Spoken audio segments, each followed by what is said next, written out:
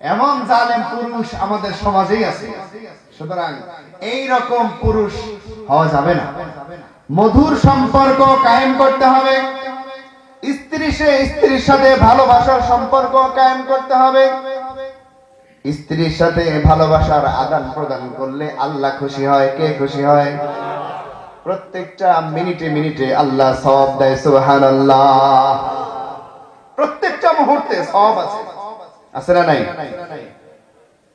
সাহাবী প্রশ্ন করলেন, ইয়া রাসূলুল্লাহ, স্ত্রীকে সময় দিলে, স্ত্রীর সাথে ভালোবাসা আদান প্রদান করলে সওয়াব হবে কেন? এটা তো শারীরিক একটা আনন্দ উপভোগ করলাম। আল্লাহ রাসূল প্রশ্ন করলেন, আচ্ছা বলো তো দেখি, তুমি যদি তোমার স্বামীর সাথে মার্কেটে গিয়ে, হোটেলে গিয়ে, পার্কে গিয়ে আনন্দ আয়োজনের ফুর্তি করতা, ভালোবাসা আদান প্রদান করতা, অবৈধ হারাম নারীর সাথে যদি তুমি ভালোবাসা আদান প্রদান করতা, তাহলে গুনাহ হতো কিনা? কি বলেন, গুনাহ হবে? শালিকে দুলাভাইরা মার্কেটে নিয়ে যায়, আপনাদের এলাকা মনে হয় না, ঢাকাতে আছে, এলাকায় নেই। ঈদের সময় হলে স্ত্রী আবার ফুসলা, কি গো ঈদ তো চলে আসতেছে, আর একটা মাত্র তোমার শালি, কিছু কিনে দিতে না? বলে কি বলে না? তাহলে এই গুনার কারণ কিন্তু স্ত্রী। স্বামীকে গুনার মধ্যে লিপ্ত করার পিছনে মুখ্য ভূমিকা কে পালন করছে? স্ত্রী। কেন? দ্বীনের শিক্ষা নাই, এই কারণে। মা বাবা তাকে দ্বীনের শিক্ষা দিতে পারে নাই। আল্লাহ রাসূল সাল্লাল্লাহু আলাইহি ওয়াসাল্লাম ইরশাদ ফরমাইছেন, শালি এবং ভাবি এরা হলো মউতের সমতুল্য। ভাবির সাথে মস্কারি ফাইজলামি আছে না নাই? আমাদের এই বাংলাদেশে অধিকাংশ জায়গায় দ্বীনের পরিবেশ যেই পরিবারে কায়েম নাই, সেই পরিবারে ভাবির সাথে চরম ভাবে ইয়ারকি মস্কারি চলে কি চলে না? এইটা জায়েজ আছে? আপনারা বলেন জায়েজ আছে? তাহলে আজকের থেকে করা যাবে?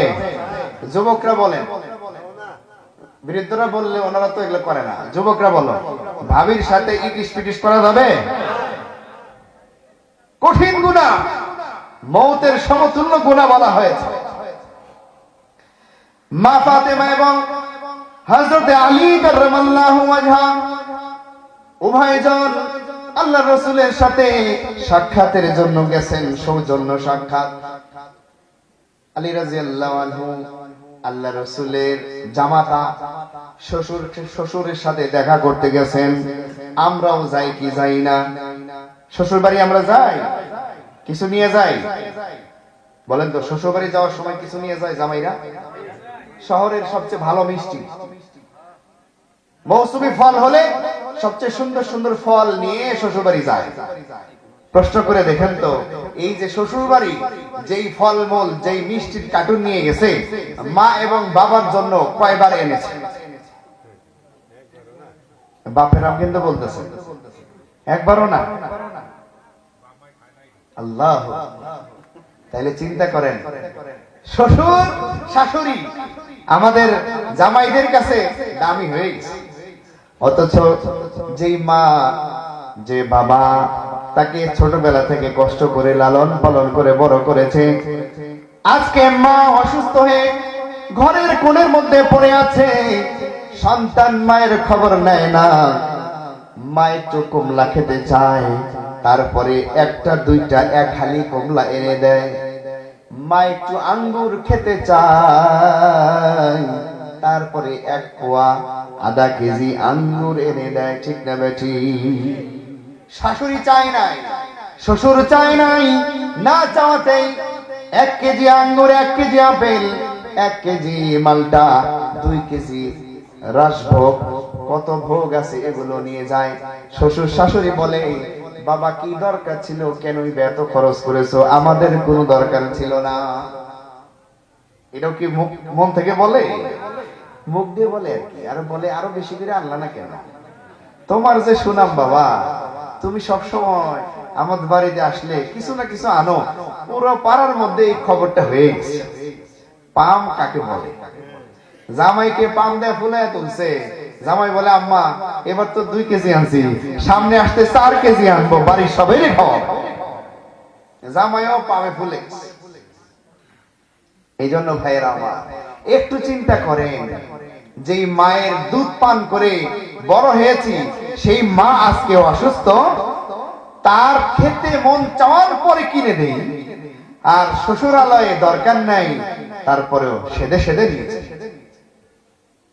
গত কয়েকদিন আগে এক মা কান্না করে করে বলছিল, বাস্তব কথা বলছি, আমার চোখের সামনের কথা, ঢাকা মিরপুরে এই মায়ের 7 তলা বাড়ি ছিল।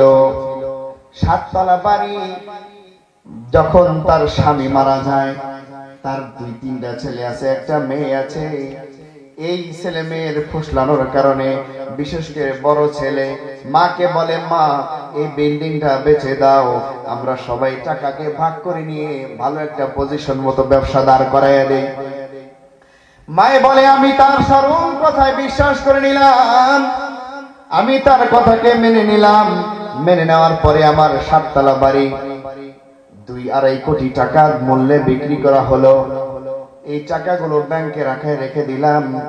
সন্তান কয়দিন পরে এসে বলে, মা আমাদের তো বিভিন্ন সময় টাকার প্রয়োজন হয়, তুমি তো মহিলা মানুষ, পর্দাশীলা মহিলা, ঘর থেকে তেমন একটা বের হও না, আমাকে একটু পাওয়ার দিয়ে দাও, আমি যেন কিছু কিছু টাকা তুলে বাজার সজার বা প্রয়োজন কাজ করতে পারি। মা বলে, আমি সন্তানের কথায় সরল মনে বিশ্বাস করে সন্তানকে আমি পাওয়ার দিয়ে দিলাম। কিছুদিন পরে এই সন্তানের আচরণ আর ভালো লাগছে না।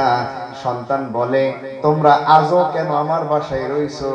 তোমাদের টাকা পয়সা কিছু কিছু দিয়ে দেই, যার যার মতো বাসা নিয়ে না। মায়ে বলে, আমি ব্যাংকে গেলাম, ব্যাংকে গিয়ে খবর নিলাম, আমার অ্যাকাউন্টে আর 1টা টাকাও নাই। সমস্ত টাকাগুলো বড় সন্তান উঠিয়ে ফেলেছে। আজকে যখন সন্তান টাকার মালিক হয়ে গেছে, এই মাকে বের করে দিয়েছে, এই বা ছোট ভাই বোনদেরকে বের করে দিয়েছে। মাই আজকে রাস্তায় রাস্তায় ঘুরে, ছোট ছেলেরাও এই মাকে আর ভালোবাসে না। ছোট ছেলেরা বলে, তুমি তো টাকাগুলো সব বড় ভাইকে দিয়েছো, বড় ভাইয়ের কাছে যাও, আমাদের কাছে কোনো তোমার দরকার নাই। বড় ভাই বলে, তোমরা তো সারা জীবন ভোগ করেছো, আজকে আর আমার এখানে জায়গা নাই, যেখানে মন চায় সেখানে যা। এই দুঃখ আর রাখার জায়গা আছে? একটু ভাবুন, মা বাবারা একটু ভেবে নিন, আপনার এই মহামূল্যবান জীবন যৌবন, এই অর্থ সম্পদ যেই সন্তানের জন্য খরচ করছেন, যখন প্রয়োজন হবে এই সন্তান আবার আপনাদেরকে দেখবে তো, এই সন্তান আপনাদেরকে কাজে আসবে তো, একটু চিন্তা করে নেন।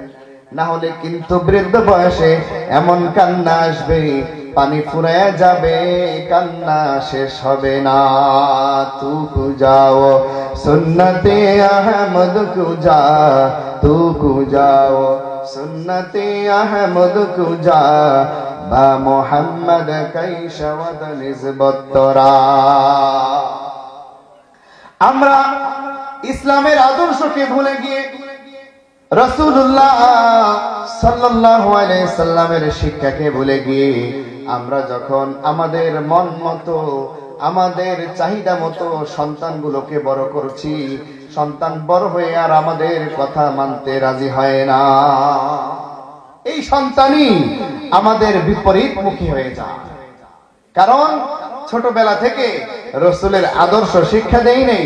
হোক না আপনি স্কুলে পড়ান, কলেজে পড়ান, ইউনিভার্সিটিতে পড়ান, কিন্তু রাসূলকে, সাহাবা আজমাইন কারা, এনাদের পরিচয় কিন্তু আমাদের দায়িত্ব ছিল শিক্ষা দেওয়া। রাসূল তার মায়ের জন্য কেমন করেছেন, সাহাবীরা তাদের মায়ের জন্য কি আচরণ করেছেন, আল্লাহর ওলিরা তাদের মায়ের সাথে কেমন ব্যবহার করেছেন, এই কথাগুলো যদি কচি মনে ছোটবেলায় শিক্ষা দিতাম, তাহলে বড় হওয়ার পরে আমরা সম্মান পাইতাম। এটা আমাদের ব্যর্থতা, এটা আমাদের মা বাবাদের ব্যর্থতা। এটা খুব দুঃখে অনেক যুবককে যদি জিজ্ঞেস করা হয়, আমাদের রসুলের দুটি নাম বলো, তিনটি নাম বলো, বলতে পারবেন? বড় বড় সাহাবী কয়জন, বলতে পারবে না। এমন কি যদি বলা হয় উম্মে কুলসুম, কে বলো তো, বলতে পারবে না। আমি আপনাদেরকে প্রশ্ন করব না, যদি আমি আপনাদেরকে জিজ্ঞেস করি আমাদের রাসূলুল্লাহর মেয়ে কয়জন ছিলেন, অনেকেই বলতে পারবো না। আমরা শুধু শুনি মা ফাতেমা, মা ফাতেমা, মা ফাতেমা। আরো তো মেয়ে ছিলেন। তাদের সমস্ত জীবনী আমাদের সামনে আসতে হবে। তাদের শিক্ষাকে আমাদের সামনে যদি আনতে পারতাম, তাহলে আজকে আমাদের এই সমাজের অবক্ষয় হতো না। আল্লাহর রাসূল সাল্লাল্লাহু আলাইহি ওয়াসাল্লাম, ও আমার মা বোনেরা, একটু মনোযোগ দিয়ে শুনি। আল্লাহর রাসূলের একটি হাদিস। রাসূলুল্লাহ সাল্লাল্লাহু আলাইহি ওয়াসাল্লাম একদিন রাস্তা দিয়ে যাচ্ছেন। রাস্তা দিয়ে যাইতে যাইতে একটি কবরস্থানের পাশে আসলেন। কবরস্থানের পাশে এসে আল্লাহর রাসূল দাঁড়িয়ে গেলেন। আল্লাহর রাসূল দাঁড়িয়ে দুটি হাত তুলে আল্লাহ তাআলার কাছে দোয়া করছেন।